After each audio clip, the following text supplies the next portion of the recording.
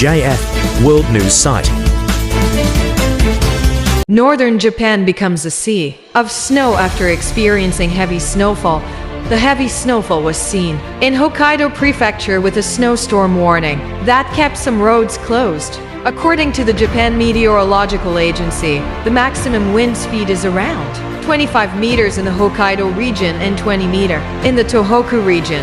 Meanwhile, in the city of Tobetsu, a truck reportedly rolled off the road.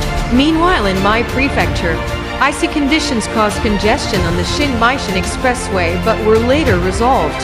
Snowplow works to remove snow from the road. Some road closures are expected to be lifted by Thursday evening. Yokkaichi in Mie Prefecture also experienced heavy snowfall which disrupted the transportation of passengers. Long queues of people were seen waiting for taxis at the station.